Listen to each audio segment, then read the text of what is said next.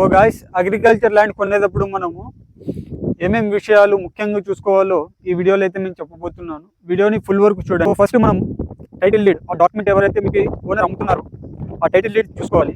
అది కరెక్ట్గా ఉందా లేదా, అమ్ముతున్న వ్యక్తి భూమి ఉన్న వ్యక్తి ఒకరేనా, లేదంటే పక్కన భూమి చూపించి మనకి ఈ భూమి అమ్ముతున్నారు. మీరు ఎప్పుడైతే ల్యాండ్ కొంటున్నారో అప్పటి నుంచి ఒక 30 years బ్యాక్ వరకు లింక్ డాక్యుమెంట్స్ చూసుకోవాలి. లింక్స్ అన్ని కరెక్ట్గా ఉన్నాయా లేదా, ఎక్కడన్నా మిస్టేక్ అయిందా, ఇవన్నీ చెక్ చేసుకోవాలి.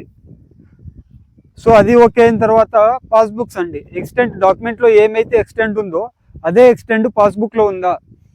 పాస్బుక్లో ఉంటే ఈసీ, ఆన్లైన్, అడంగల్, 1B ఇవన్నిట్లో కూడా సేమ్ ఎక్స్టెంట్ ఉండాలి. సో మీరు ఏదైతే ఎక్స్టెంట్ టైటిల్ డీడ్లో ఉందో సేమ్ ఎక్స్టెంట్ ఈ వన్నిట్లో కూడా సేమ్ ఎక్స్టెంట్ ఉండాలి. సో అప్పుడే అది ఒక ప్రాపర్ క్లియర్ ల్యాండ్ అవుతుందండి. సో గైస్, లీగల్ ఒపీనియన్ అనేది చాలా ఇంపార్టెంట్ అండి. మీరు ఏ ల్యాండ్ కొన్నా కూడా లీగల్ ఒపీనియన్ అయితే తీసుకోండి. రిటర్న్లో లీగల్ ఒపీనియన్ అయితే తీసుకోండి గైస్.